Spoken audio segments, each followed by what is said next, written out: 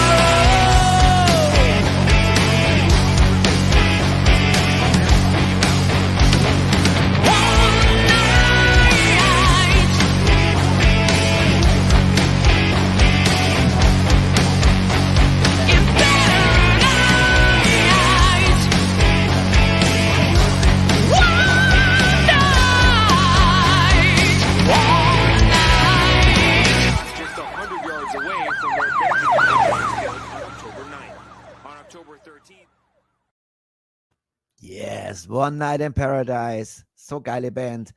Hardline, unbedingt einladen. Unbedingt. Gefällt mir super. Ist auch genau der Groove, genau der Stil, was heute Abend einfach auf euch zukommt. Bin fast ein bisschen aufgeregt heute. Was ist denn los, Mensch? Ich freue mich gleich auf jemanden, einen Co-Host. Das haben wir noch gar nicht gehabt. In 409 Sendungen einen amerikanischen Co-Host. Das wird mal was Spezielles. So, und ich würde sagen, jetzt geht's los, Freunde, mit einer sensationellen Nummer, und zwar Overnight Sensation vom neuen Album von Hit the Ground Runnin. Wir sagen, und jetzt let the madness begin. Back to the 80s. Made in 21, I guess.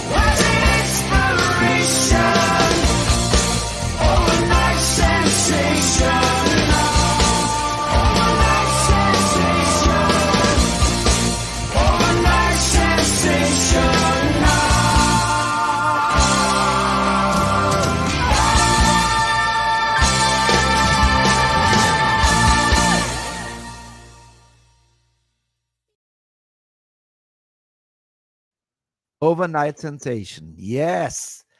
Hit the ground running. Aber bevor wir die Band holen, hole ich jetzt mal meinen Co-Host rein. Ich begrüße Marcus Mason. Hey, Richie. Marcus, from manager to co-host. What a career. A man of many talents. Yes, I thought you are the drummer because you have a drum photo, but no, you are the manager and something very, very special. That's why I came up to the idea. Sure. You are author, so you wrote a book Yeah. about the guys from today. And yeah, for me, I actually started off doing a podcast. I started off doing an AOR podcast, and I've been a fan of Hit the Ground Running for years. And when I reached out to the band and got their story, I began to piece together this really interesting and unique rock story. And the guys were talking, he said, I think we should do a book. I think this is a really cool roots rock and roll story. I think everyone will enjoy to read. So we began over a year and a half putting together this book. And this fall, we're going to have an actual release. We have a publisher lined up for a worldwide release. They'll be available on Amazon and other bookstores about Hit the Ground Running and their unique rock and roll story. I love it. I have to get one. Absolutely. Done. I prefer English books, not German books. I love to read all the biographies, all from Aussie to Slash and you name it, The Dirt, Motley Crue, all in English. Sure. I love it. So the story today, you sent me an email and you explained it was a flip coin. Yeah. And so we let it out. We let it out before we bring, and I see just now we have the rest of the gang just joined in. Rob and Blair, I see you, motherfuckers. So they did it because I thought, I see all the bands now smiling. Yes, that's so cool, guys. To be honest, really, really cool guys. And I said before, we have in 409 shows, many young bands try to bring the vibe of the 80s back. And today we have a band, really are a band from the 80s who still sounds the same like in the 80s with new technology. Sure. And I love it. It's a feel good music. I love it, and that will be very cool today. But before we bring in, let the cat out of the Hit the Ground Running was very close to actually a very, very big band. Yeah. What's happened?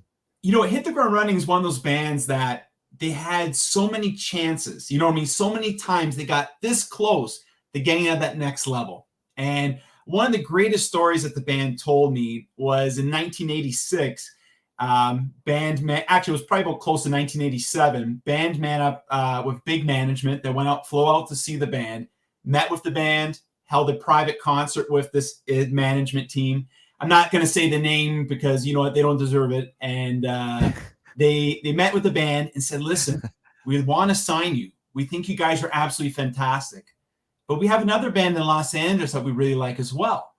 And they said, "Well, how do you make a decision?" And the guy said to him, "Well, I don't know. I think I'm just going to flip a coin." Now, I always tell people flipping a coin is the most bizarre way to make a decision, especially when you're signing an artist to make you millions of dollars and, invest in them. You use a flip of a coin for a football game to decide the side of a pitch, but this was deciding a fate of a rock and roll band. Personally, yeah.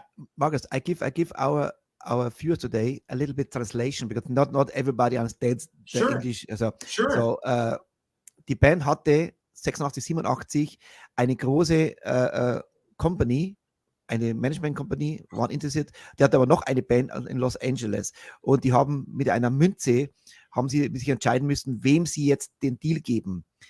And what band was it, which we all know? Was Warrant. Was Warrant. the deciding Cherry coin Pie. toss.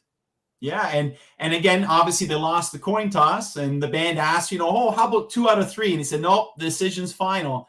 And that was one opportunity lost from the band. And Warrant, had successful with Dirty Rotten, Filthy Stinking Rich, and Cherry Pie, and Platinum Success. And in the end, Hit the Ground Running was so close that management couldn't make up their mind, and then that big decision for them. Believe me, Marcus, if I play now a song from Warrant, then I can say, Hit the Ground has left the building because we say, "Fuck this shit." Yeah. So, but you know what is the difference between Hit and Running and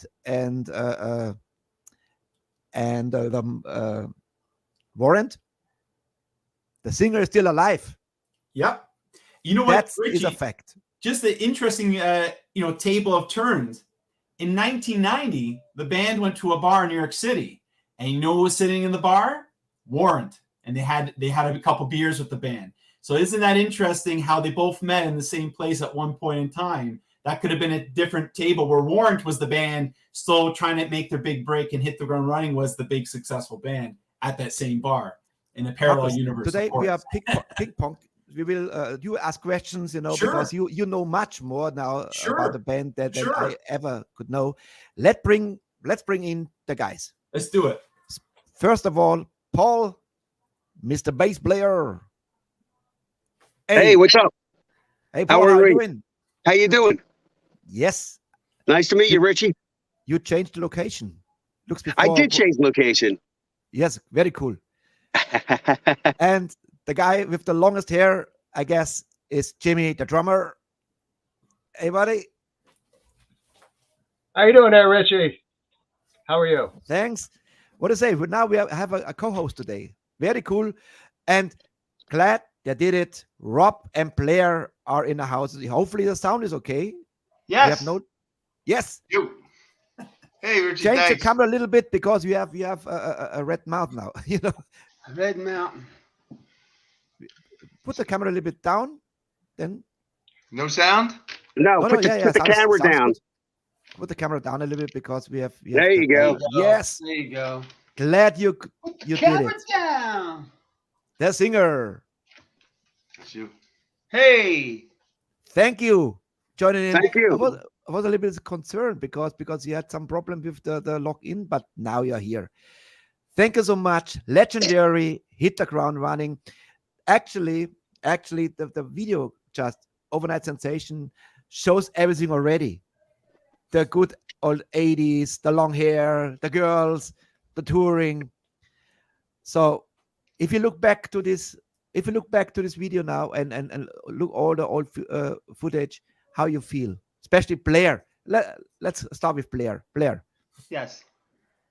How I feel? Yeah. It's an amazing feeling.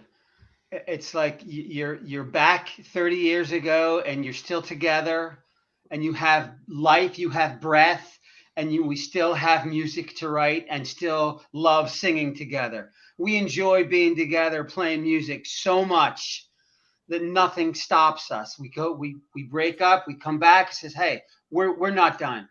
We miss each other, we miss the music, we love what we've done, and we love what we're able to do now and continuing. So that's the audience, that's the people, our fan base from so long ago that have kept us in the loop, and we are very excited to play again. We want Do to you get still on have- stage and sing together again. And Do you still have play. fans from the 80s still following Yeah. you through all? Yes. Yeah, then, Oh, yeah. Oh yeah. Oh, They're- yeah. Amazing. Yeah. Ben, we missed you. We're so excited. Yeah. And that gives us more excitement to play and to record again and just be together. We love being together. I said to Marcus before, unfortunately, because of copyright issues with American companies, always tricky because we are a streaming portal. So we focus today only on the latest album. This will be our focus today. But we No can talk problem. about stories, of course, and ihr da draußen, ihr könnt natürlich die Musik von Hit the Ground Running auf YouTube finden oder natürlich auch kaufen auf Amazon und überall. I will switch a little bit to language today because not everybody understands the English well. So now we have American host. I do the German host. So ich glaube, unsere Gäste heute werden das begrüßen, wenn sie mal ein bisschen mehr verstehen. Blair, I start with you first because the very first question I always ask our guests, how everything started. So you are actually in my age. So I'm maybe a little bit older even. I am born 64. So I grew up in the 70s with Elvis Yeah. Presley, then AC/DC. Blair, how you started, how you became a singer, or what was your inspiration? My old sister Karen, she was 11 years older than me, and she had all the albums. She had Jimi Hendrix, she had Led Zeppelin, she had all kinds of styles of music. I grew up with four sisters, and every radio was on 24/7, and it was just in my blood. It was always in my ears. Music was always there. I sang in a fourth grade. I sang Good morning, starshine. The earth says hello. I call it the glibby glop gloopy song because that's the way the chorus went. And then I sang and I met Rob in high school, and I was in a spring competition, and he was accompanying other people, and I asked him if he'd play along with me and I'd sing a song, and he didn't have enough time, so I ended up singing My Baloney Has a First Name at the contest, and I came in second place, and that was pretty impressive for a baloney song. And This Joe was Nucky when? beat me Do with, you remember the ripping year? You telephone remember? books in half. So You that was remember? my invitation to music. You remember the year? And I sang in college. I started singing in college, and it's natural. It just came natural, like breathing to me. It's the easiest So what? thing in the world for me. What year was that, Blair? What year was that? Oh, they froze. There you go.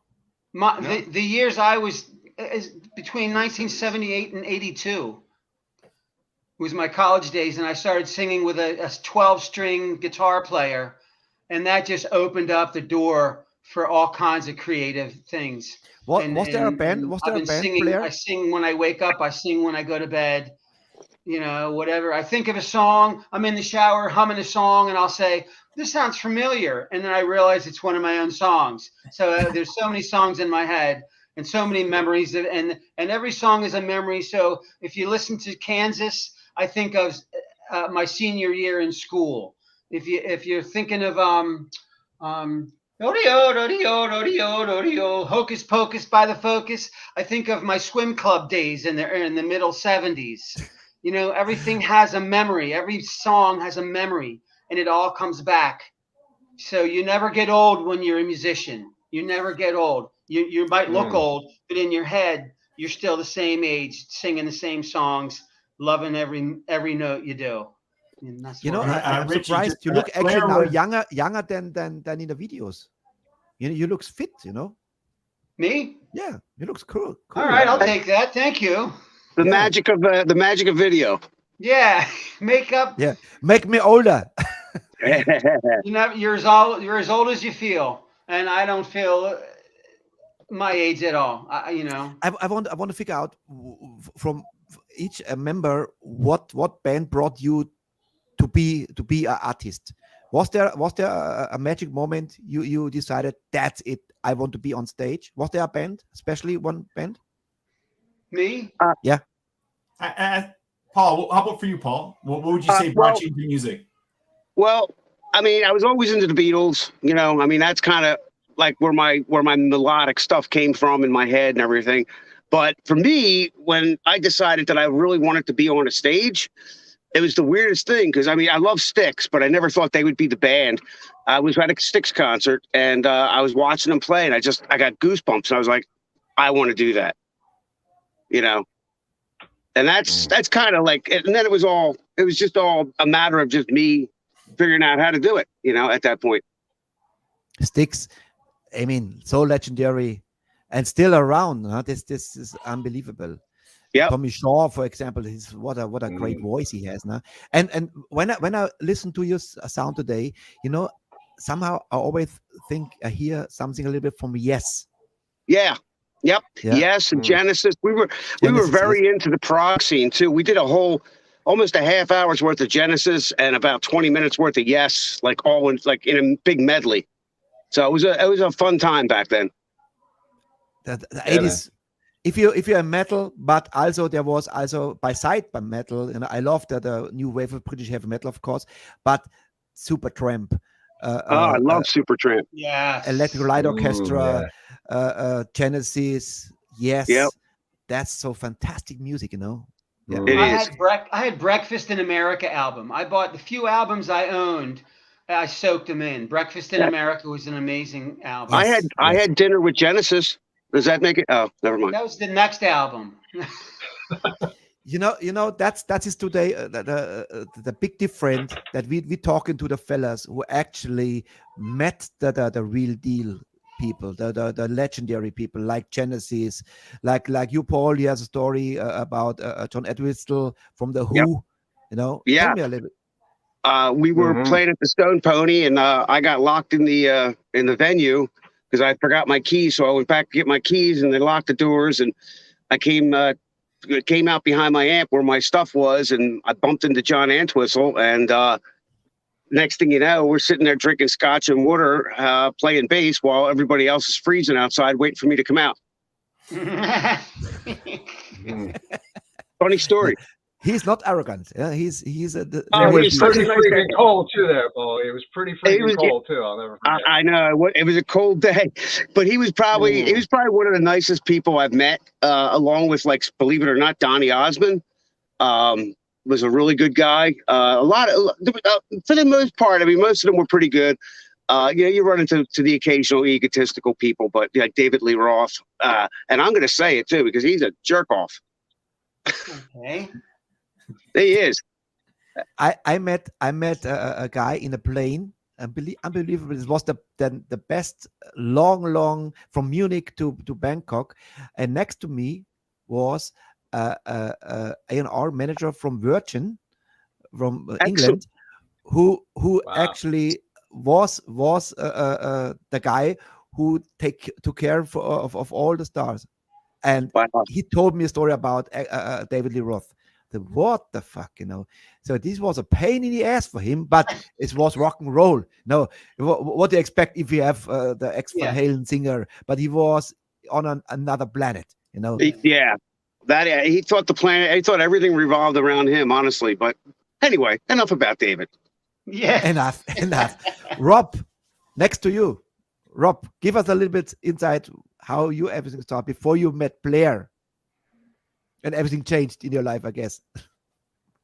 Well, for music, when I was about 12, I was in school and in the choir, and there was a guy playing the piano, and he had a ton of people around him.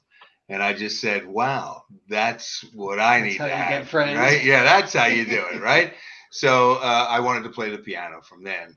And I was also influenced by the prog scene, yes, and Genesis, going to 3 or 4 nights in a row and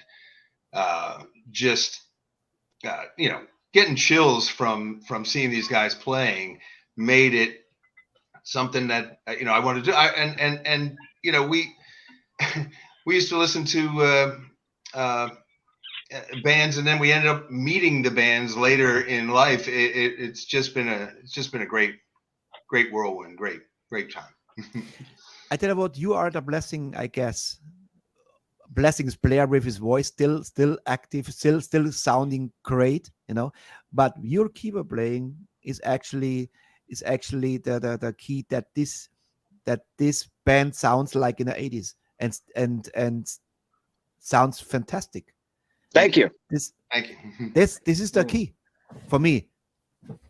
Because not everybody plays this today like you do it. Are you using still equipment from the 80s, or you have complete new and they have the signal, the sound? Or... Mostly new gear, but with technology you can access all the vintage and great sounds that started it all. Last but least, Jimmy, the drummer.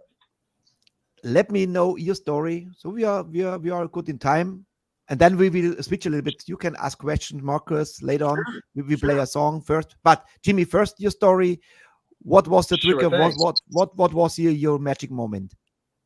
Oh man, well, I started playing guitar and piano at a really, really young age. And I did pretty good with that, but it wasn't until I saw my brother play drums. My brother was a really, really good drummer. He was really good. And he was set up down in the basement. He used to play, and I used to go down and watch him. And I was just like kind of blown away by that, and watched every move he made. He was just really fantastic. And I really got interested in the drums. And then shortly thereafter, a friend of mine was walking around the neighborhood. I was only 9 years old. Okay. So we're walking around the neighborhood and we hear a band playing in a house.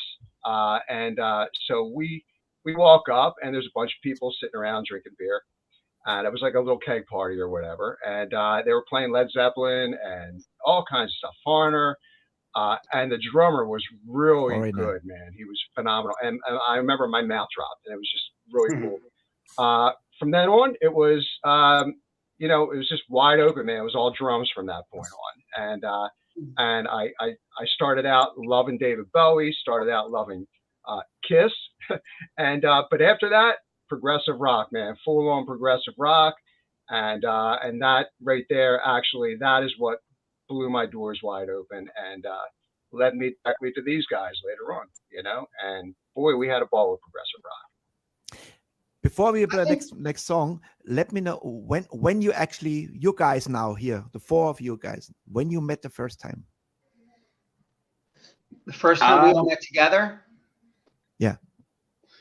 Probably at my studio. It wasn't the four of us. Jimmy wasn't there at the time, but I had a recording studio in where I grew up in my basement, and I needed a singer, and I knew Al, and Al said he knew somebody that could sing. I think that's the way it was, Rob. Rob, am I right, or did you come first? I thought Blair and I came together a day after each other, yeah, you know what I mean? And yeah, I think it was Blair. Here's what happened. I was living with my sister, and across the block on the other side of the intersection was a guy named Mike Rogers. We were friends, and we would throw a Frisbee together. And we liked each other. We were same age, I was a few years older, but we'd throw the Frisbee across the intersection, and the cars would come by, and the Frisbee would go right through the windshield, go right through the window, or over it or under it. And we didn't care. We were just throwing together. And I was actually singing telegrams. I was going out at night singing telegrams to nurses and birthday parties and whatever. And I talked, and Mike Rogers told me he knows somebody, a guitar player, and that was Alan. So I got introduced to Alan by Mike Rogers, and then we went over to Paul's house, and then everything started to really fit together. And then maybe Paul asked, not much longer, because we were working together, and then it all just seemed to gel, and we've never stopped. And I guess Paul asked, how is he? And Rob says he has a bad reputation. Yeah. And that is the song. Let's play the That's song a first. rumor. Let's play the song, and then let's talk about overnight sensation and bad reputation. Yeah, that sounds great. Here we go. Here is Hit the Ground Running.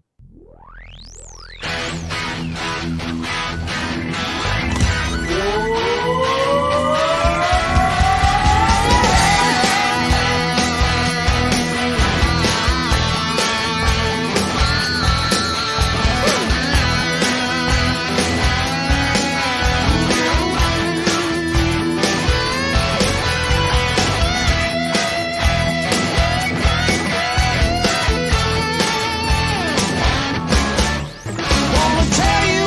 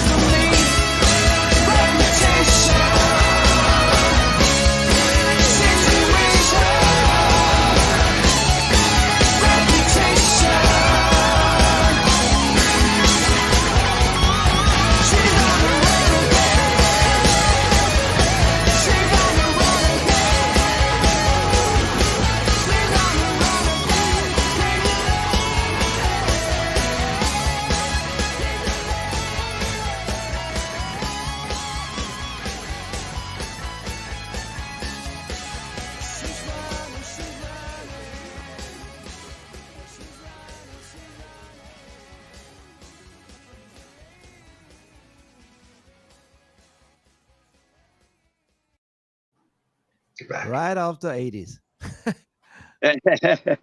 You know what? I want- Can I tell you a little secret about that? yes.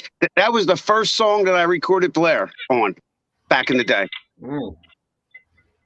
That was that's the song I said, I need a singer. Does anybody know a singer?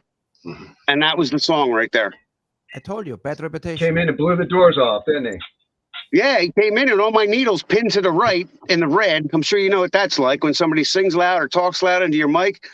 It pinned to the right. I was like, this guy's got a voice on him. Holy crap. I had to turn him down to like almost 0. I've been waiting all my life to do that. Yeah, thanks. I saw something on the cover. This is Lost in Translation, the last album, came out Bright and Joy Records. There is a sign. If you see closely, there is a Club Lange und Einsame. What is There's this? there's a lot of little Easter eggs on that album. If you look real carefully, you'll look at some of the languages and look at some of what's written on there, and then translate it, and you'll see what they say. Yeah. So basically, it fits with the title of the album. While these songs were lost in translation, all the songs in the city are in different languages, and there'll be like titles of the song on the album, but also like buildings. So Club and Long and Lonely Time. There's all, if you look closer, they're all songs in the title integrated into the city, but in different languages. Yeah. I It didn't looks even know like that. it looks like a snapshot from the Chinatown somehow. Right. But Yeah. yeah. But Yeah. more, yeah. But yeah. A lot of our lyrics are that way too. I did well in English, I thought. So I had a lot of words, and I read a lot of stuff. And my dad was pretty smart, so I knew the English language, and I knew you could put double meanings in things Yes. as you go through the line. Sometimes you can't rhyme with porcupine, so you have to switch porcupine with frog, and you go on about your business. There's a certain pattern and method that I would use. And sometimes if you get a double meaning and you don't even know it until you start singing it and says, "Oh my God, that's pretty smart," or "Oh, that actually connects with something else." You know. Wow, so- my plan is working. Oh, sorry. Yes, that's fine. I I guess love because your you plan. look a little bit like him, like Bruce Springsteen. I think if I look at his, and he's the same. He writes, and I'm wondering how he can remember his fucking words. You know, he has lyrics. This is a nightmare for every singer. You know, but he does 3-hour shows. What I'll do is I'll just write a whole bunch of stuff, a whole bunch of things. Hopefully they rhyme, and these guys just take it and they pick it, not to pieces, but they pick the right things for the right moment, for the right phrasing. We together, we're just magic. Everything works when we get together. Magic. I'll tell you, the It's a last kind time of magic. Jimmy came to town, he said something about Blair, and it really stuck. He just said he's a great lyricist, and it's true. Some people can write poetry, some people can write prose, some people can write songs, but you know, there's something about Blair as it really is defined as a lyricist. And we will have a he- lot of chance What's today up? because the last album came together. How? Marcus, take over as a host. Yeah. When I started doing the biography about these guys, I started talking to all of them, and some of them haven't talked to each other in a really long time. And when I started talking to them, a side conversation started to develop. Hey, maybe we should go out and redo and do some of these songs again. And so the guys went out and they started talking, and we started booking studio time to record a lot of these songs that we mentioned in the book. The book mentions their early days in material and later on, and the guys went through this archive of material. These guys have well over 100 unreleased songs in the archive, some finished, some ideas, and went through some of these songs and redid a lot of these songs again and new material as well to produce this album. With it as well, that's why we came up with Lost in Translation. They're just songs that the band were really important to the band's history and time with them throughout the years as well. And it's a nice collection of songs through that huge discography. As a matter of fact, I think the newest song on there is Baby You, which was kind of written in lockdown. So we have later on. We have, of course, Baby You. We needed a love song. Yes, we did. I just posted the link where you can get the album. Bride Oh, of that's Joy. great. Thank you, Richie. Yes, of course. Thank you, Richard. Of course. Come on. Richie, these guys, as I was mentioning before, they've opened up and played alongside some of the biggest bands in the world in the 1980s. Paul could tell you. Paul, tell the viewers out there who you guys played with, shows you played with, and opened up. We played Blue Murder, Donny Osmond, Blue Oyster Cult. Rob, help me out here. John Antwistle, Donny Osmond, Gorky Park. Yep, just a lot of great people. Blue Oyster Cult. Yep, Billy Preston, Jeff Healy. Jeff Healy band. Do you still In fact, remember? Richie, when we were taking the ride to Daytona Beach in Florida to go open for Gorky Park, a lot of that footage on Overnight Sensation was shot on that bus back in 1990. It was 1990, yeah. So a lot of the footage that you see, a lot of the old footage that you see in that Overnight Sensation video was shot on the way down to open up for Gorky Park for those shows. Yes. I love that. I love that video. I love it. Man, just brings back memories and just what I want to know. You had togetherness. So close to have a major deal, so close that you kick in, that we keep going. Going and make it to the next level. I mean, you're already in a level, but the next level, maybe like Warrant, Warrant was in the 80s very, very big. Even if me as a German, Cherry Pie was I know it was a curse for the band. I saw some interviews that everything is based on this fucking Cherry Pie, but it means opens door, stadium rock. Yes.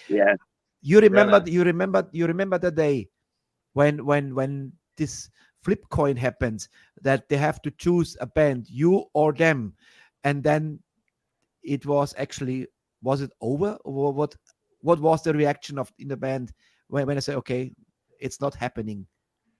It was sad. I mean, but we just said, okay, well, that's one down, let's move on, and we just kept going. We were on to the next album. We kept going. We were on to the next album. We continued to write. We really weren't even that fazed by it. I mean, when it initially happened, we were, but then we were just like, okay, it wasn't even like back to the drawing board. We just continued on seamlessly, really. Right. And then we wasn't that big of a deal to us.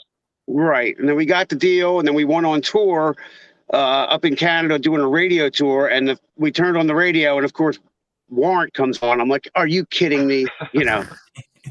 That did it on purpose. That's why I said before. True story. True story. Hey, the guy who hit the ground running here. Hey, let's play some more and they get pissed off. Yes. Yeah, let's do it. Let's piss off the neighbors. Oh. You have a warrant for your arrest, sir. Yes. I know my life when we were younger, my life was in turmoil. I was living here, living there. I had a good, steady job, but I was exhausted. And none of that mattered. When I look back at all the things we did, our busy lives of work and girlfriends and kids back then, and all my issues, they didn't even compare to the fun and the pursuit we were after. That was just, my personal life was just a side gig, and the music was the most important thing in all of our lives, no matter what was going on the other side. It was our music and our belief in ourselves as musicians in this band. We knew how good we were, and when we broke up, it was like, okay, well, and I always knew that we would be getting back together. It's just not right now. So that was what kept me going, knowing that I loved these guys so much, and I never had another band. It was just these guys or nothing. So to get back together with Rob, Paul, Jimmy, and Alan, and then having Marcus believe in us, that's like, wow, someone really believes in us to go this far out. What's that, Richie? It brings to the next song, actually. Was it in this time when you had the breakup between was a long and lonely time? This was actually the last song that Jimmy played on before he departed for a little while. So this is kind of one of them songs that was kind of special to us too, because this was the last song that he actually played on as in a demo form. And yeah, it always stuck around. We just never got around to recording it properly. And we thought now is the right time, you know, because it's been a long and lonely time, you know. It was perfect. So it Yeah, fits it's perfectly like now in the repertoire right now. I That would say, sounds good. Yeah, absolutely. let's play the song. Here is Okay, let's Long do that. and Lonely Time.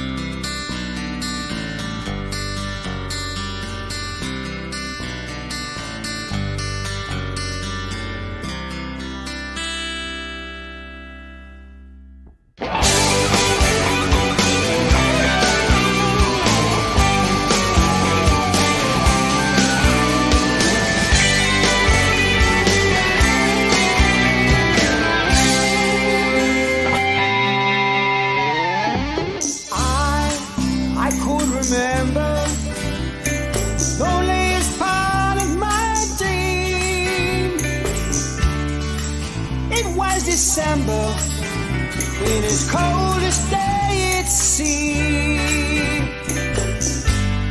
Reached out my hand and you were gone. I looked around, but I was the only one. Lonely, lonely time. Lonely, lonely time. Lonely, lonely time. Still I wait for you.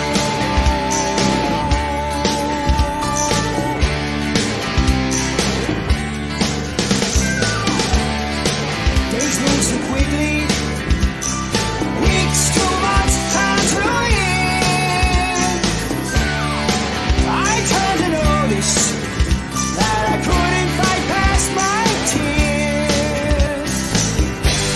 Still I wait for your return. Show you all the things I've got to learn.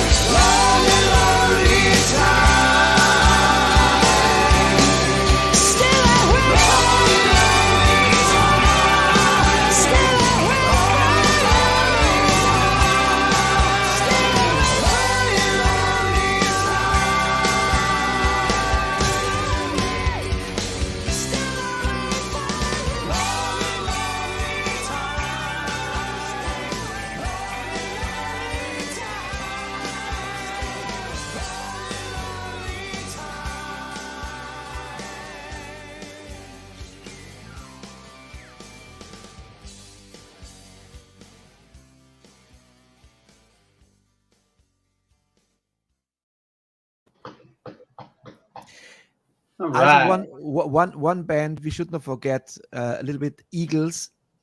Hmm.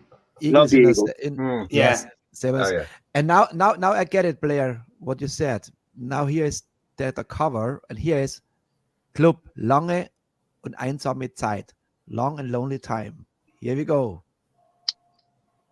That's very smart. Mhm. To have That's Marcus. titles in the cover.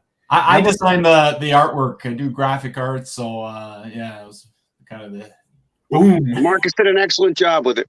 Thanks. Yes, Sure did. definitely. Lost in Translation. Ihr draußen, ihr könnt es kaufen bei Pride and Joy. Holt euch das Album. Sehr, sehr cool. This is, I said to Marcus before you joined, when I listened to the whole album today, and also the other stuff, they are fantastic material. But of course, of the copyright issues, so we have to focus on the latest album today. But when I listen to this music, this is like a feel-good music. And Marcus said, exactly. This is this. You have immediately, you feel good. You have, especially when you listen to this in the dark, and you hear so much. There is so much in the songs. The voice. This is, you not get so much nowadays, because this is a sonor voice like you from Styx, for example. This is this high voice, but from the heart. Always from the heart. Always Yes. from the heart. Definitely. I loved singing that loud. I love singing strong. It's good to remember the words. But it's just it's God gives you a gift, and if you can find that gift, the thing that you do, so it comes easy, or the people like you. Andre Bocelli said something about when people asked him, they said, I said, when did you know you were good? Or you're really good? He goes, I didn't know I was good until someone actually told me that. So when you have a gift that you're born with, it's like breathing, it's walking, it's just a natural thing you do and you enjoy it. But when people tell you or praise you for it, then that's a whole different game. That's like that. That's what the blessing is, that other people can enjoy what you do already.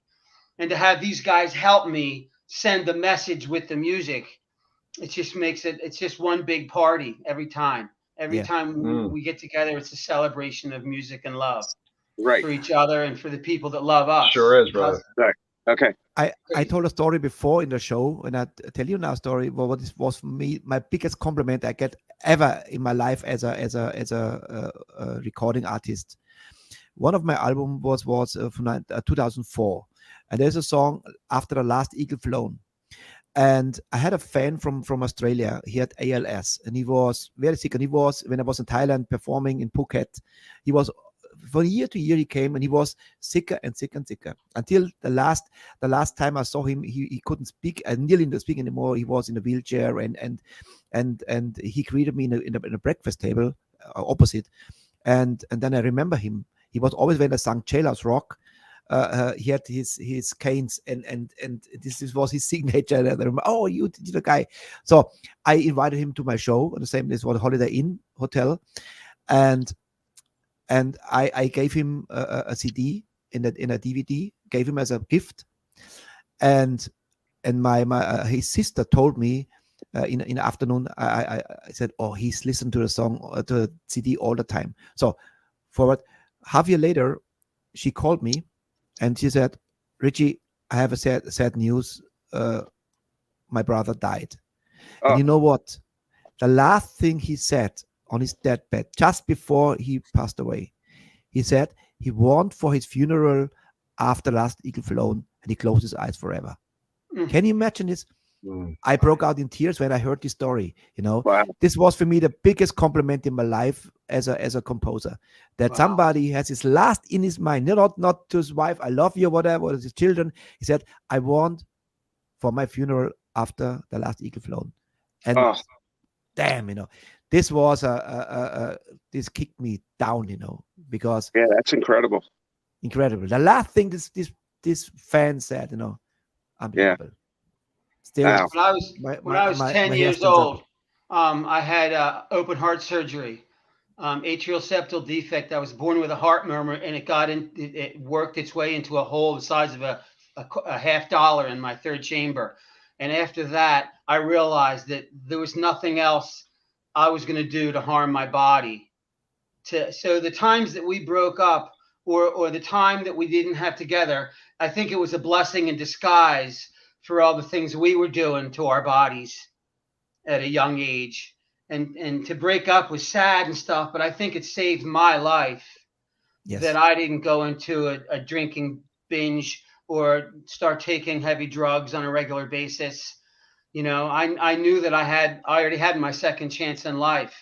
So I made sure that I stayed healthy and stayed fed and stayed connected to family and friends and loved ones. And these are the guys that kept me alive.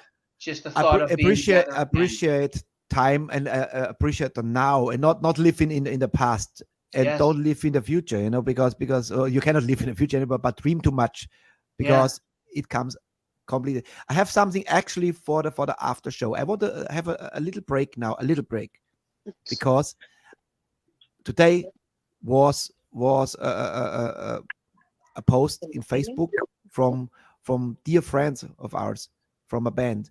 They came very many times into our show, and I have to show you this now. Where is it? Wait a moment.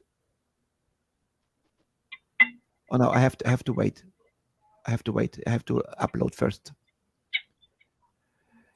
This is unbelievable. You have to appreciate the time you have, and what could happen. You let's say you plan something for today, and you are excited, and suddenly out of the blue, it could be a disease, it could be an accident, and I show you something now. They have the second birthday, our friends. Actually, it was planned for our after show party today, but I play it now because it makes sense what you just said. The second birthday, and this is a post from today from our friend. This is watch this now.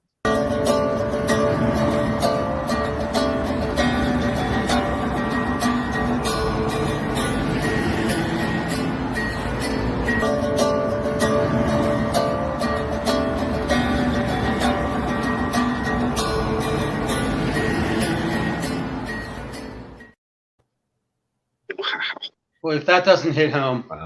This is Adrian, a lovely guy, and of course he's safe because he plays the guitar on the way to Wacken. I just told you about Marcus. Wacken is today the biggest festival in Germany, maybe around the world, and so I said how we can get now to Wacken. Hopefully they can do it. So meine Gedanken sind bei unseren Freunden Stinger.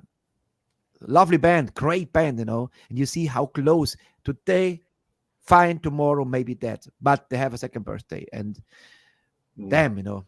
God bless. Yeah. So back to business. Just a reminder how quickly could be everything changed in a switch of a coin. Yeah. Fuck you! Don't tell us the coin anymore. Marcus. Yes. I would say we play now one song, and then from the album, and then you tell a story how this came together, that you brought these guys back again. Sure. And with the book. Sure. Because this will Absolutely. be incredible. Okay. Sure. I chose this next song, I'll Wake You Up. There's no video. I helped a little bit with some like I did it with Bad Reputation, but great song, I'll Wake You Up. Also, it's a happy tune. I love it. Here we go.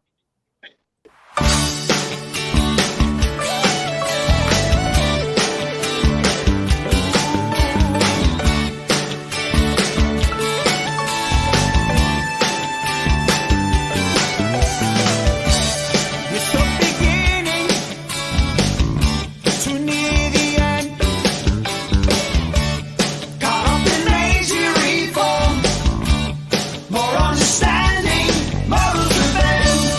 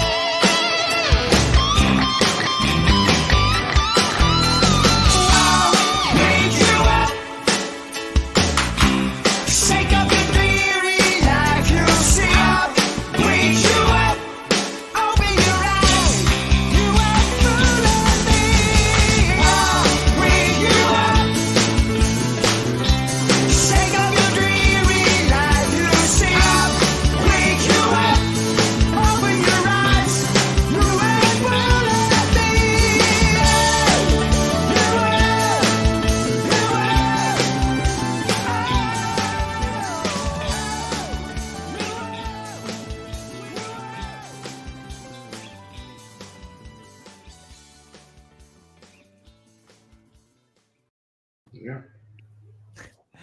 This is the sound. The keyboard sound is so. This is like you're back in time, back to the 80s. Exactly. And I love this, that you're doing this, you know. If people say to you, hey, you sound like an 80s, I'm like, fuck, we are from the 80s, you know. Yeah. Yeah. Had to come from somewhere. Yeah. Yeah, People- we've gotten a few things that people say, you know, well, they're all over the place on this album, and it's like, well, yeah, that's what we do. Like, you know, we don't necessarily write for other people. We just write what comes to our heart, you know, like, and Yes. if it sounds like that, sounds like that, you know. If it sounds like, you know, rocking again, it sounds like rocking again, you know. So Yeah, We're it not comes trying up to while we're please writing it, anybody. and we're just like, Be- we'll worry Yeah. about it later. You know what I mean? Just write the song, record the song the way we want to record it, and Yes. we'll just cross that bridge. We'll explain it away tomorrow. And you know what? There's always a new audience, a complete new younger audience who exactly love this, you know, because Right. this is right from the 80s. This could be an album from the 80s, you know, and it's done now. But before Marcus should tell us a story, we have a question from Gerd from Austria. Today we have viewers from Switzerland, Thomas, Hannes, and Gerd from Austria, and all of our Germans. Gerd asked before where the name came from. Hit the ground running. that's a fun one. Well, Yeah. Jim, you probably know that story the best. go ahead, Jim. Yeah. Well, Paul and I went to the studio one day. We just started Sudden Impact, and we walk into the studio, and our managers are sitting there on the couch, and everybody's just kind of sitting there. And we're like, what? Well, first of all, let me tell you, the name of the band used to be called Free Delivery before we were Hit the Ground Running. So anyway, we're still Free Delivery at this point, by the way. So we walk in the door, and it's quiet, and our manager, we're like, what's up? You know, what's going on? And they're like, well, we're thinking about changing the name of the band. And we're like, oh, really? Okay. To what? And it was like this dramatic pause, you know. It was like, so he goes, Hit the Ground Running. So we were all like, really? Okay. You sure? And they're like, yeah. What? We're like, no, you know, cool. Okay. And we thought about it, and yeah, you know, and I mean, we were a little taken back, you know. Well, it seemed really long to us. Like, that's not a band name, Hit the Ground Running. Like, it was like very awkward, you know.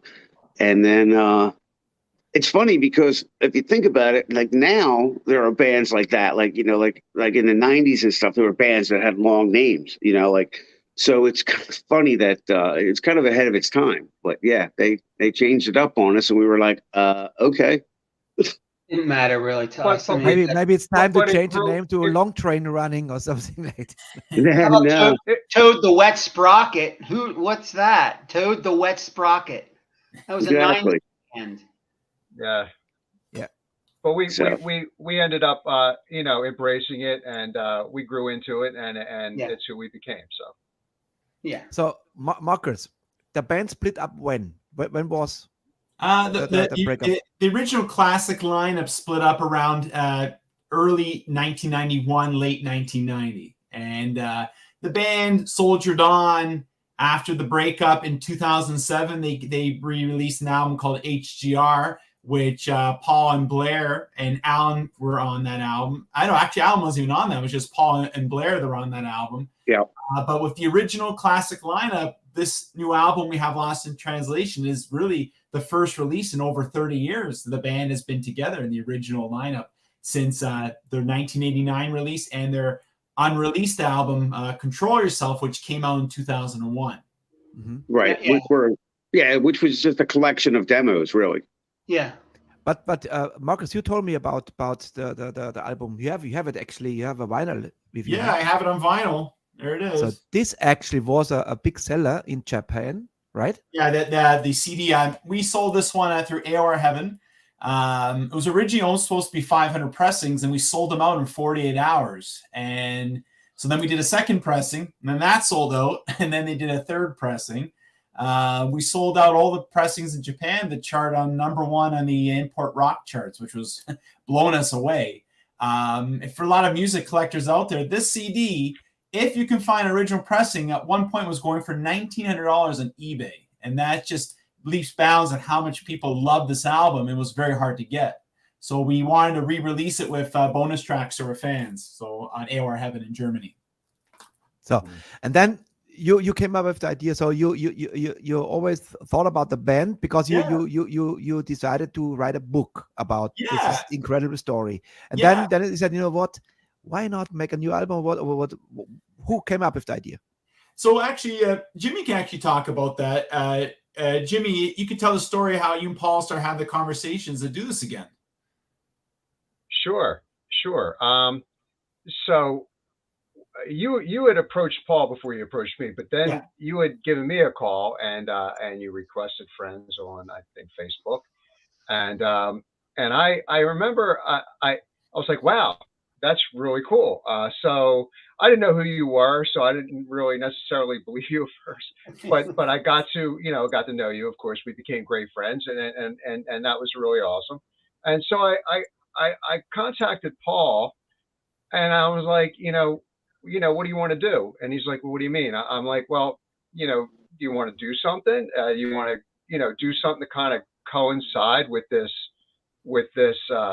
book? I think it would be a really good idea. Like we've been talking about getting back together. And if we're going to do something now, it's probably a really good time to do it. And, he agreed. So we started throwing ideas around and we came up with some stuff. And we decided to give everything a listen. We were talking about redoing some of our songs anyway. Our demos were getting old and we wanted to kind of re-record them anyway. But we really wanted to give some of our earlier stuff a shot, so we listened to everything. And we came up with the selection that we did. And just through, all kinds of elimination, we really loved our older songs. Was it hard to convince Blair and Rob? No, not at all. No, not at all. Everybody, we started all talking again, and everybody just kind of jumped right on board, and we're really, really happy to do it.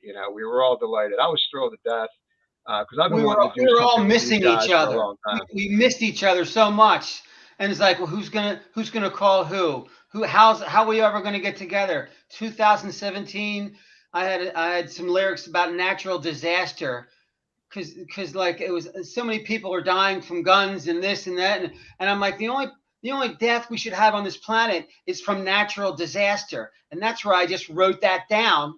And I went to Paul's with Jimmy and I just threw it at him. And he had an idea he already created, a little melody, and bada bing, bada boom, it worked together. And then we sat on that because all of a sudden the hurricanes were coming and everything it was not really appropriate to put this song out. But every time we get together, we make something. We make something happen.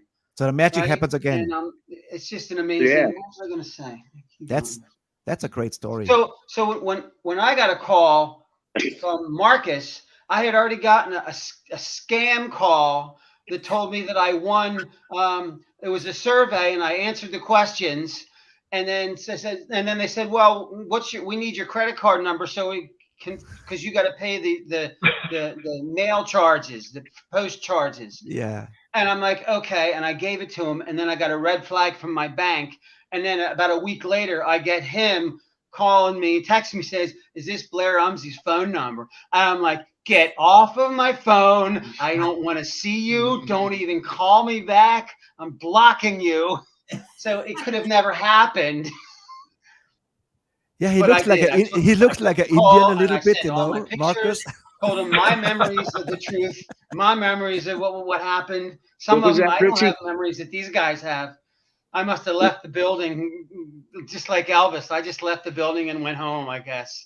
You're the first actually I really meet now, because it's hard to believe that this Amazon or what is Amazon workers, they're from India, Calcutta and Delhi, and they're making money, it's scamming out of money out of people. How you give them the credit card, But you know what? It's time for a love song. Yeah, we need something in between the interview. We are in Stay away 1 from hour. me, Rob. Yeah. I'm wondering what is the backstory of the next song? It's Baby You. You mentioned it before. Yeah, And a little bit. Go ahead. Let's play the song first, Sure. and then give me the backstory. Sure. Who is the baby? Okay. Here we go.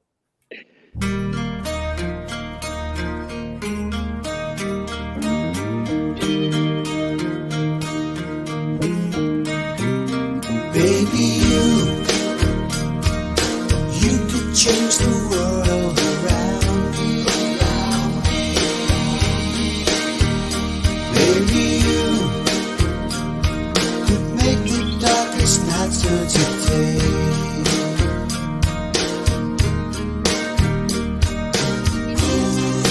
I could never see the world without you. Without you. Been through it all. Now it's up to you. I'm begging you, please, oh baby, please.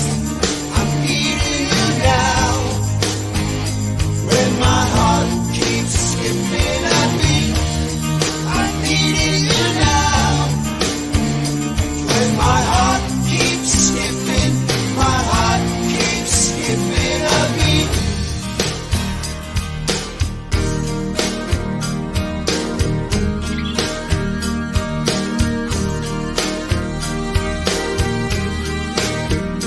Maybe you can hold me just a little longer.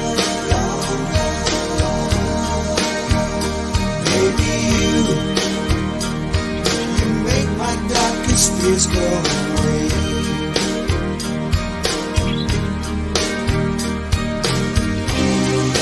There will never be another like you. Just like you, our hearts beat as one. We will always be together. Please, oh baby, please. I'm needing you now. When my heart keeps skipping a beat, I'm needing you now. I'm needing you. My heart keeps skipping. My heart keeps skipping a beat.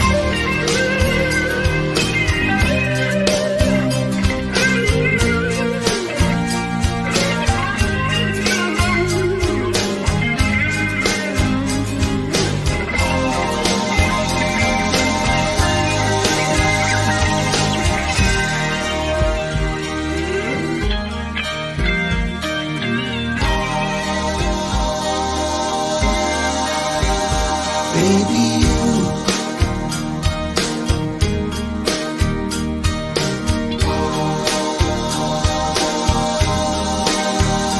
Baby, you.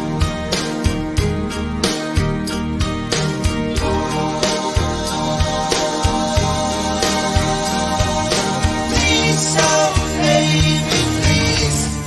I'm needing you now. I get that feeling when my heart keeps skipping.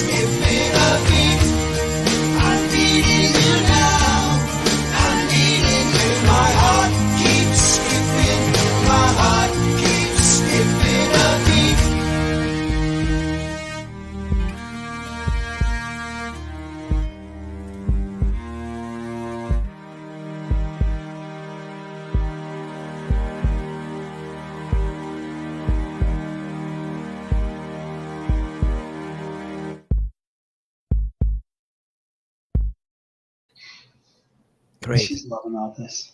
Oh, thanks. You know, when you if I have a young band here who try to play the 80s sound, you know, I would say, yeah, you just nailed it. And you know, when you watch this now from a band from the 80s, you know, that's authentic. Yeah. Because you don't have to copy anything because it's your sound. I love this. That this in 22 we have a sound like this. It's like a circle, you know. It's yeah. Especially if you love Sticks, for example. There's like so many bands, you know, and you have your own sound, you know. That's fantastic. Thank you. But who is Thanks. Baby? Who is the baby? It's just it's about my wife, really. We were, you know, like during lockdown and a little prior to that, I was working on a song, and then I just kind of laid down some tracks and laid down some things, and then I asked Blair to help me finish it, and then he did, and then we just let it sit for a little while, and I really didn't know what to do with it, and then those guys heard it, and they said, you know, that's got to be on the record. I'm like, really? So I had Jimmy play some new drums and everything on it, you know, and we recut a few things and added Blair into it, added Alan into it, added Rob into it. And it just, you know, then it became, you know, a Hit the Ground Running song. But yeah, I was just sitting there, you know, Baby You really get me through a lot, you know, like it just kind of flowed, you know. Yeah. I did vocals months before I went in to do the other stuff. Like, Yeah. I don't even remember when I did those background vocals. Well, you did that. Well, I did a lot of the background, like the ooze and stuff. But you did when you came in and did your part. We had written it, you know, prior, like, you know, like prior to like COVID, and then we kind of like jumped back into it like afterwards and finished it. You know what I mean? And then I had you record it. But yeah, and it was just something that I just threw together and just kind of threw to the side, really, and didn't think anything of it until these guys heard it. And I was like, really? So I kept making the mistake. I kept singing, "My heart keeps ticking." I kept saying the wrong lyric, and you would always like, "I'm sorry." I always got it confused with "heart keeps ticking," "heart keeps skipping," "heart keeps picking." I never said the right lyric. It took me a while to get exactly the right, you know. First, you got to know the lyric, and then you can add that spice to it. But when you say the wrong word, it just doesn't work. But I love that song.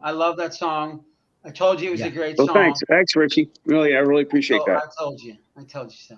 Yes. I mean, I told you, feel good music. Like we have metalheads here. We have all kind of genres, from death metal to speed metal, power metal, glam metal, and today we have AOR at its finest. This is fine craft. This is played from the heart, and you can feel it. And there's so much to discover in this album. I must say, really, I'm glad, because it's a new level. Today we have a very talkative band. Everybody has a story, and you are still the fires here. This I appreciate. If you are so long in the business, you know, and do ups and downs. Yeah. What I need from you now? We'd love to go out and play. We're dying to get out there on a stage together and finish what we started. That's the goal, to finish what we started. Absolutely. Any plans to come to Europe? The opportunity. We'd love to. We'd love to come over to Europe. You know, we just right now we don't have the budget for that. I mean, if we could set up some stuff and get a budget going, I'm sure we'd love to be there. I mean, that's one of our largest fan bases over in Europe. You know, so you know we would absolutely, you know, love to. So any promoters that want to pick this thing up and send us over there, just give Marcus a buzz. Marcus, kick his ass. Come on, man. Oh, hey, these guys will love to do it. And I'm telling you, you know, these guys, these guys are all seasoned musicians. They will not fail to disappoint. These guys are in for the long I'd like to do a yacht fest and then land in Europe and go play around and come back and yacht fest back. Good Lord. All right, now I need something from you guys, and I show you a fellow from Canada. I'd say a good friend of ours, you know, because he is twice already in the show, and let's see how he did it, and then we did something similar. Here we go. Cool.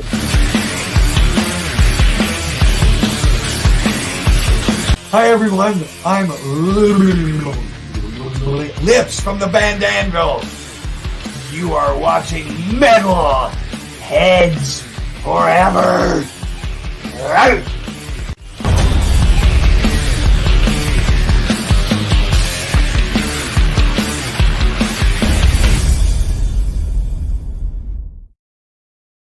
To everyone who's still playing music. Good old Love lips. it. Two Love it. interviews Love had it. nothing to say because for 45 minutes he talks nonstop. You know. so I kick out myself now, and I want you and somebody count in, and you say something about Metalheads Forever. Okay? Absolutely. Short and spicy.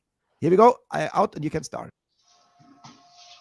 Metalheads forever. Rock on. Metalheads forever! Rock on! Metalheads forever. Rock on. Yes, I edit this. Tack, tack, tack, tack. Tick, tick, tick. All right. So we have three more videos, and I love the next one. I love everyone, but this has a cool groove, and it's the song "Simply Because." Ah, Yes, I would say thank you. we play it first, and then you give me a little bit of backstory. Okay. Sure. Here we go. Here is "Hit the Ground Running" and "Simply Because" from the album Lost in Translation.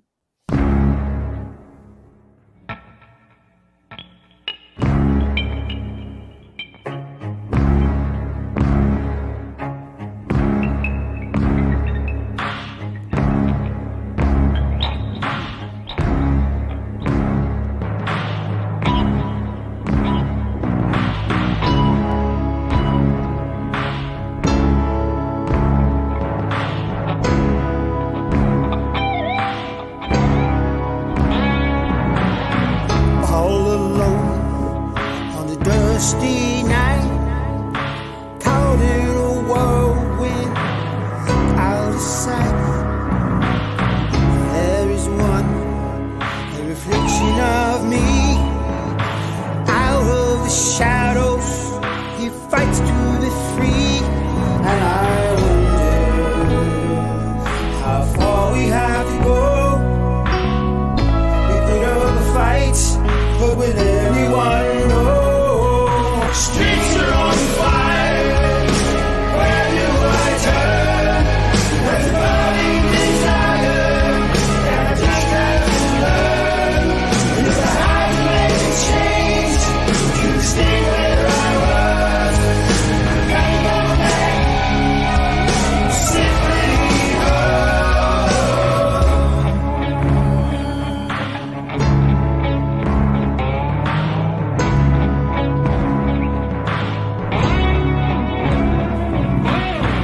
feeling pain, a troubled young man, struggle with no reason, no one understands.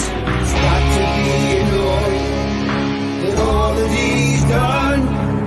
His past is there to haunt him, you can see it in his son.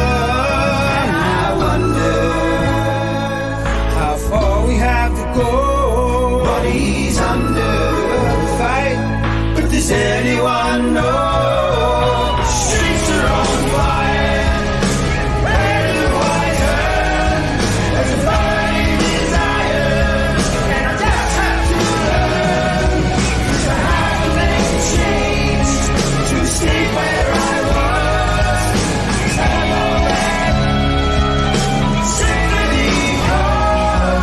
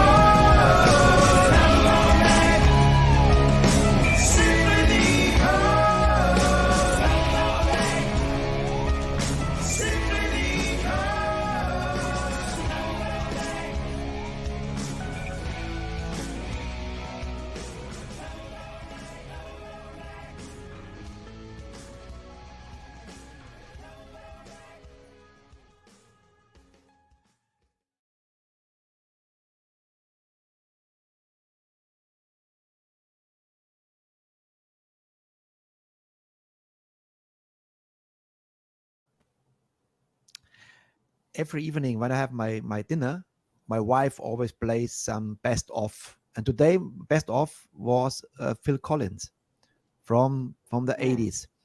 And this reminds me very much, like the In the Air Tonight and the Genesis time. What a great song. I love this. Thank you. Really. Thank you. Thank you. And Rob had a very large hand in that. Thanks, Paul. It's great stuff. and also your guitar player. Yes. He plays not too much. He plays exactly what the song needs. Yeah, He plays just enough. Yep. He's a great player. He's a great guy. And that's pretty much his song. I mean, Blair and I wrote the lyrics and everything, but I mean, musically, that's his. It's a great song. Yes. Thank you, Paul. And a good video. I love the video as well. Oh, thank you. That's me. Sorry. Richie, if you notice in the video, Jimmy does a little tribute to Phil Collins with that drum set he made out of all the junk and stuff like that. Jimmy, tell about where that was inspired from. Yeah, that was modeled after. I saw Phil Collins on a tour. It was, I forget which tour it was. It was the one where he was going around for proceeds for the homeless, and he had on the stage as one of his drum kits. It was a big pile of junk. You didn't know what it was until he got behind it, and it was all triggered. But really, when he was sitting there playing it, it really was just this huge pile of junk. And I was just so blown away by that. And I always remembered that. That was a really long time ago. And that kind of stuck in my mind. And I had that idea for this song. I thought, it would be kind of perfect just to have like this big pile of junk for my drum kit. So anyway, I got on the web and I tried to find a photo of what he had before. And I found one picture. I couldn't get too close to it. And I didn't really want to get too close to it because what I had was a little bit different. But yeah, that was basically the idea that I had for my contribution for my drum kit for that. It's strange now. I talked with my wife about Phil Collins today because she said, "Oh, I love this music. Like One More Night." His music was so simple, It was like In the Air Tonight. How simple but how effective. Like da-dun, da-dun, da-dun, da-dun. This iconic, famous drum, iconic, and yeah. This song reminds me. This could be easily on this album from Phil Collins. Thank you. Yeah. But Marcus, Thank you. you say something before, and I'm sure I understood right. You told me that the band recorded for Rocky 5. Yeah, their manager at the time, he had a lot of contacts in TV and film, and he got the guys an opportunity to write music for Rocky 5 and another movie called Backdraft, which was Ron Howard. If you know who Ron Howard is, yeah, I know his movies. So they wrote 2 songs. One was called Surrounded by Fire. That was supposed to be for Backdraft. And the song for Rocky 5, which was supposed to be called Back Again. And both amazing songs. They would have fit perfectly with the movie. And just last minute, they changed their mind on it. Well, we also had Over and Over that was going to be in Ted, too. Oh, yeah. Forgot about that. Over and Over supposed to be in Ted 2. Ted 2, yes. And no, Ted. I think it was the first Ted. Ted also. Ted. And it got cut. It got cut at the on the editing floor. Yeah. Yeah. I went to see it with my son, and I was like, we're in this movie. And then there was a moment in the movie where the bear is on the watching TV, smoking That's pot. what it was supposed to be. That was supposed to be us. I knew it. And I said, we left because the popcorn was gone, and I knew that was the moment that it was supposed to be in. Yeah. You're so close, with the Warrant deal, or with Rocky 5. You could be easily the next survivor, because there would be no Eye of the Tiger if it's not for Rocky 3, it's unbelievable, Just add to it, Richie. Rocky 3 was hard rock. Rocky 4 was hard rock. Survivor was in both of those albums. Rocky 5, Sylvester Stallone seemed to have a little change in music, and he went more hip hop. The only rock song that was in Rocky 5, I think Elton John had a song. That was it. It was mostly hip hop. So it seemed to me that Sylvester Stallone maybe last minute said, maybe he wanted to change it up a little bit. But to give a Philadelphia band a shot, he kind of missed that for these guys because their management met with Sylvester Stallone. He loved the song, handed it right to him. But interesting enough, Back Again was actually used. I think Tommy Davidson was in the movie. He was the other character in Rocky V. When he was a professional boxer, Back Again was used as entrance music for into their mid-90s when he did his boxing matches. So Tommy the machine gun, right? Yes, that's it. Yeah, Tommy Machine Gun. Yeah. So he did use it professionally, that song, but it just wasn't in the movie. It ended up being for his boxing career in the 90s later on. And we just didn't get paid for it. Yeah. That's basically. You never know. Marcus, he knows now the stuff, and the music is there now, and you are together. Who knows what's coming, Hollywood, they need still great soundtrack, and I learned that if you quit, you'll never know what tomorrow would bring. So you can't give up on something that you believe in. We have a couple of things in the work right now with some film and TV opportunities, so we may see us on the big screen soon. You never know. And I would be delighted to see because you deserve it, man. Oh, thanks. Thank you. Of course. Thanks, man. Write a song. You should write a song about win and lose. Why not write a song about win and lose? I think we did. Sometimes you win, sometimes you lose. Damn, you're right, because the song is here. Win or lose. Excellent. Let's say play the second last song. Okay. 1 hour and 39 minutes. I hope you have still enough time, enough battery. Are you still? It's hanging in there. Okay. My back's fine. Here is Hit the Ground Running. Here's Win or Lose from Lost in Translation. Get the album. Fantastic album. Thank you.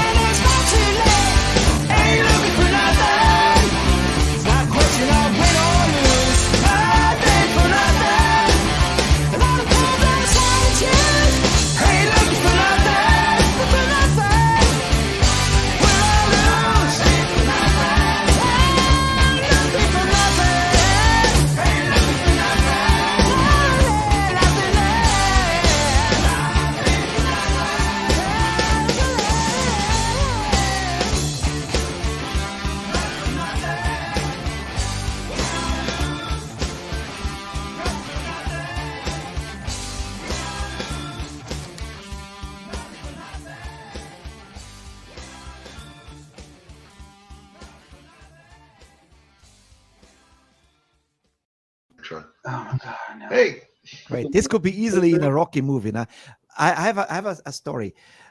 2 days ago, I think 2 days ago, I saw a very, very cool interview with Frank Stallone. So Sylvester Stallone's brother. Right. He's a musician.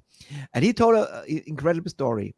When Sylvester Stallone directed Staying Alive, which I didn't know that Stallone directed this movie. It was for me new, actually. I have Staying Alive always Bee Gees in my mind. But no, he was the director of Staying Alive with John Travolta. They needed a song. And Frank Stallone went to the set and said to his brother, if this possible to have a little piece of my music in your movie, it would become, I'm flat fucking broke. And Stallone was already a multimillionaire because all his movies top hits. And he said, well, sure, let's try. So, and they needed us one song because one of the musicians dropped out. So they said, no, we don't want to do it. And then Sylvester said to the producer, yeah, let's try this. Maybe the cassette, and they put the cassette in, and this was the music for Staying Alive. I say, who is this? This is exactly what we need. And he said, but this is my brother. He said, this is your. And he recorded 11 songs for the Staying Alive album. Can you imagine? Wow. He was fucking flat broke and had a platinum album. Flip of a coin, you know. Right. This could happen easily to you guys, you know. And this, he was flat broke, like Stallone was so broke. He sold his dog, Wow. to get food Oh, for man. himself, and then he had to buy back the dog. How many $1,000? The same dog was actually budgets. Well, we're right at that point, that's for sure. Yeah, everybody was, for sure. Win or lose. Who has a story for win or lose? Rob. Rob. Yeah. Yeah, we haven't Winter heard from Loose you, was Rob. an era where I was introducing a lot of riffs to the band that were guitar oriented. I was into Def Leppard, and I just thought that was an influence that we needed to have for some reason. So a lot of the riffs around that period were in that way, and then we just took the songs as we do, you know. We take if someone creates a riff or a little melody or something, we all jump on it. You know, how about this? Then someone else is coming, and all of a sudden they kind of mix together, and we're all singing the same thing to each other. Well, how about this? And that's what I did. So we kind of form it together. Yeah, we like to write together. It's magic that I can't figure it out because I don't even read music. But these guys put it together, and I throw my stuff in, and they become really good songs. We've never finished a really bad song. We've never wrote a bad song in our eyes.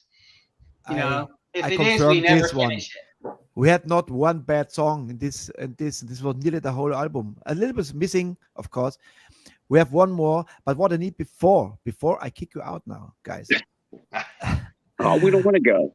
I need a photo, a picture, a screenshot. So give me a little bit attitude, you know, and I press the button, count to 3, and then this is the picture for the social media.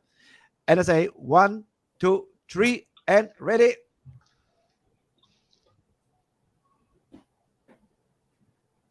That's a lot of happy faces in one picture, I can tell you. And Jimmy, he goes for the girls. You see?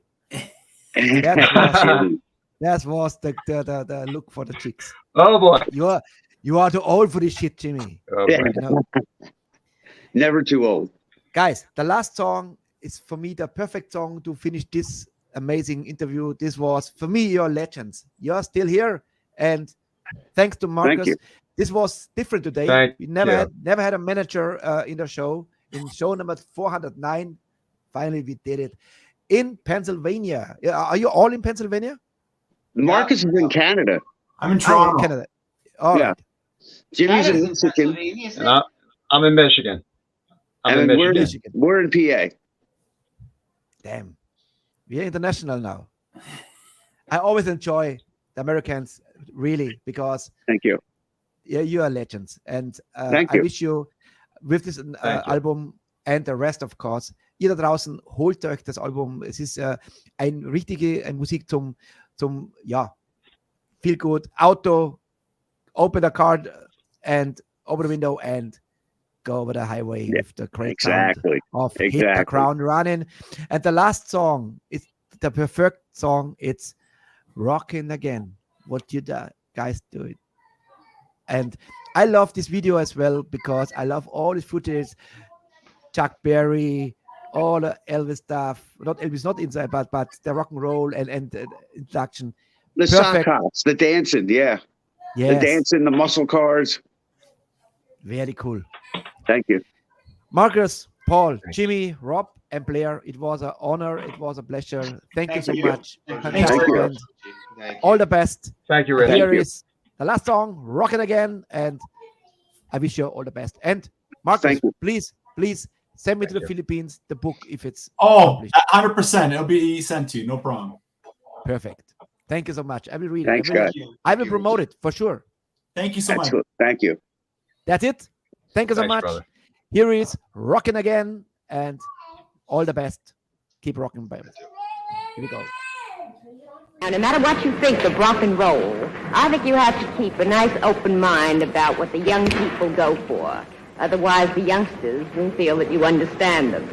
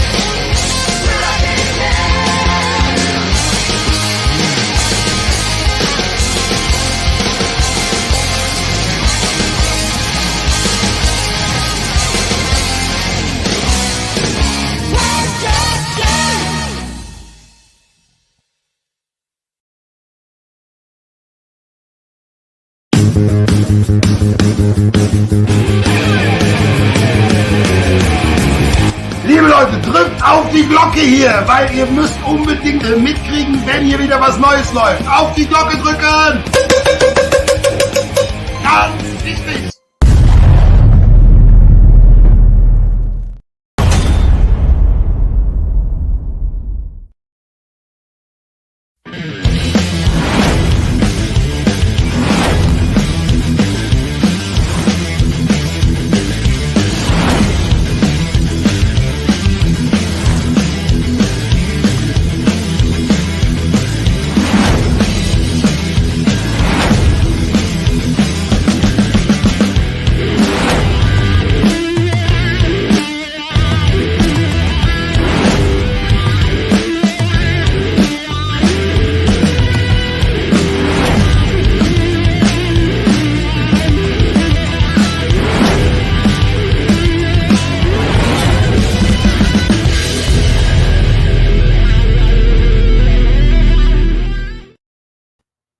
Jawohl, das waren sie. Hit the Ground Runnin. Sehr coole Band, super sympathisch und das ist oldschool und ja, ich bin begeistert. Ich habe wirklich heute einen geilen Nachmittag gehabt. Ich war irgendwie wieder zurückversetzt in die 80er. So ein geiler Sound und super sympathisch. Ja, holt das Album, ich kann es nur empfehlen. Da ist wirklich kein einziger schlechter Song drauf. Pride and Joy Musik. Der Link ist noch immer im Chat, habe ich gerade wieder gepostet. So, Freunde, willkommen zur Aftershow-Party. Ein paar Videos gibt es noch. Wie viel haben wir denn? 1, 2, 3, 4 haben wir noch. 4 Videos. Also, abschädeln. Diese Band würde mich auch interessieren. Ich weiß nicht, ob wir schon angeschrieben haben. Auf alle Fälle sind die richtig cool. Und zwar Bloodbound und March into War. Here we go.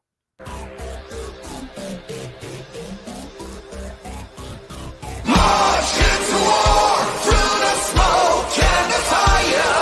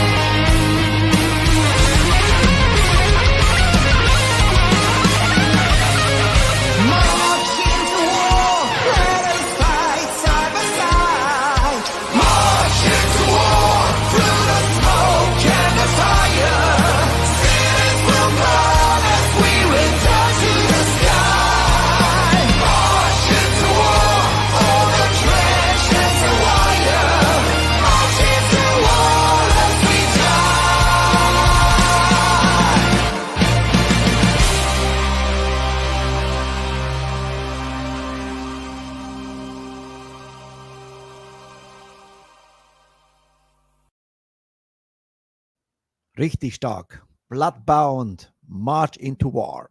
So, liebe Freunde, wir bleiben ein bisschen in den 80er-Vibe, nämlich ein Cover kommt jetzt. Und zwar unsere lieben Freunde von Nasty Rats haben mich gebeten, ob ich nicht ihren Song, einen neuen Song spielen könnte. Haben sie mir über Messenger geschickt und jawohl. Covers sind immer so eine Sache, aber die haben mir was Neues draus gemacht. Und zwar diese Band haben wir richtig vergessen heute zu erwähnen, denn Hit the Ground Running haben wir ein bisschen was mit Asia zu tun. Asia ist auch so ein Sound aus den 80ern, kennen wir alle. Heat of the Moment ist der Song und hier sind Nasty Rats mit der eigenen Version von Heat of the Moment. Here we go.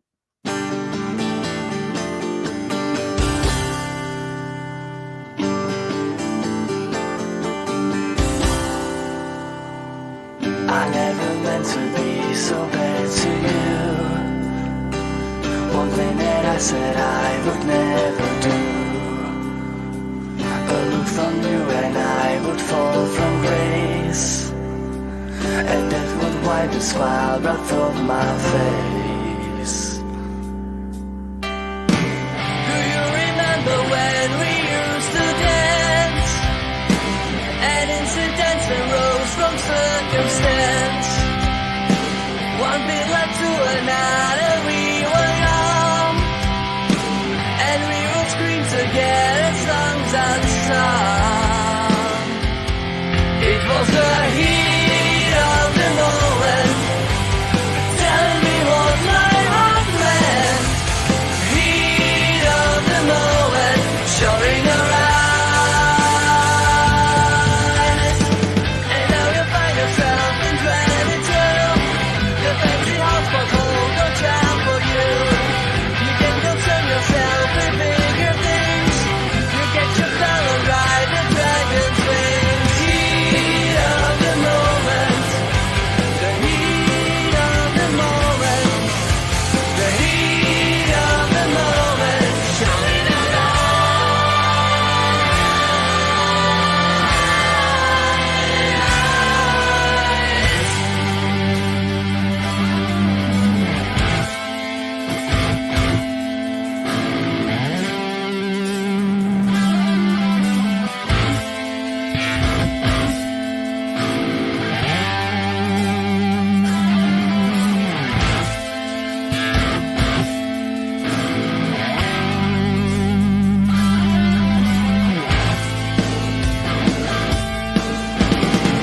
And when your lips are gone and you're alone, how many nights you sit beside a phone?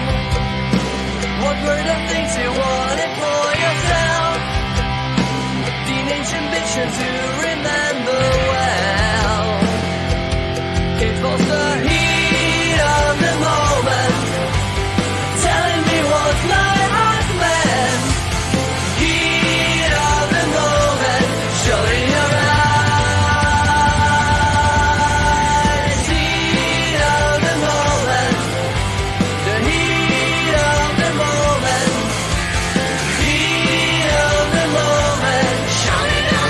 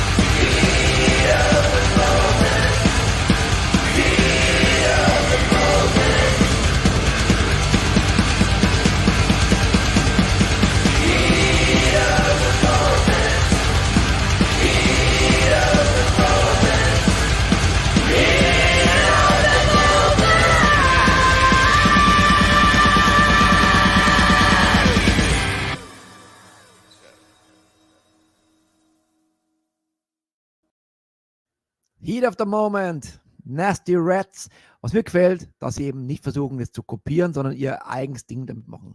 Sehr, sehr cool. Und der Schrei vom Jake Widow, das könnte man so besser als gibt es im Original gar nicht so. Super Idee und glaubt, haben sie gut gemacht. Was sagt ihr dazu? Ja, und der Peter Grau sagt, das ganze Debütalbum Asia ist ein Knaller. Das stimmt. Asia war schon super. Haben mir auch gefallen. War mir am Anfang in 18 noch ein bisschen zu soft, habe ich ja eigentlich später richtig jetzt entdeckt. Aber es gibt ein Album von Asia, da habe ich immer gesucht, ob ich es irgendwie finde. Das ist das Cover, wo die Flight Cases beim Flieger da reingeschoben werden oder rein am Fließband drauf sind. Das schaut so super aus, war richtig geil. So, dann haben wir doch noch irgendwas, brauchen wir jetzt mal was Härteres, oder? Wir bleiben im Metal, im Heavy Metal, und zwar Ex-Viper habe ich ausgesucht. Und hier sind Spirit of the Wild. Hier sind vorletzter Song, Ex-Viper.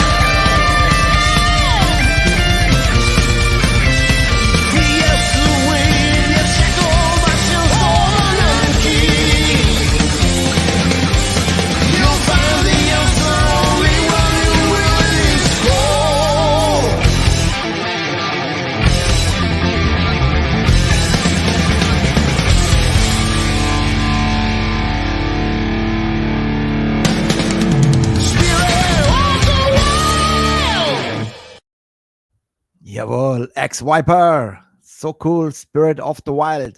Soll ich gleich ein bisschen einstimmen auf die morgige Band. Morgen wird es wieder heavy, richtiger klassischer Heavy Metal aus USA. Nochmal Gäste aus den Staaten. Sehr, sehr cool. Morgen kommen Hellfire. Jawohl, Hellfire und Andalus ist auch der letzte Song. Ich hoffe, ihr hattet Spaß heute. War ein bisschen anders mal.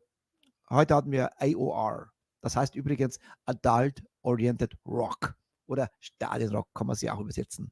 Also ich hoffe, ihr hattet Spaß heute mit einem bisschen anderen Interview mit sehr coolen Gästen. Für mich sind sie legendär und ich bin überzeugt, man hört noch viel von denen. Hit the Ground Running war sehr, sehr cool heute. Und morgen wird es mit Sicherheit auch cool. Alle, wo auf Heavy Metal stehen, kommen morgen für die Kosten. So, und die Freunde hat man schon die neue Liste geschickt für morgen. Gibt es geile Sachen zu gewinnen. Ein paar neue Sachen wieder dabei. Freut euch, seid dabei.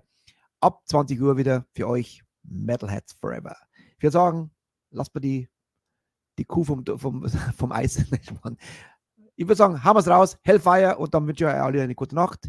Und noch einmal ganz liebe Grüße an unsere Freunde von Stinger. Hoffentlich sind sie gut angekommen irgendwie in Wacken mit diesem Desaster und hoffentlich sind alle irgendwie auch okay und nicht, dass noch irgendwie im Nachhinein vielleicht noch der eine Schleudertrauma dazukommt noch. Oft ist der Schock, vielleicht haben sie gar nichts gemerkt, danach kommen die Schmerzen erst. Aber Adrian hat ganz gut ausgesehen, oder? Hoffentlich wünscht man den Stinger-Jungs alles Gute und schnelle Genesung, falls sie doch verletzt sind.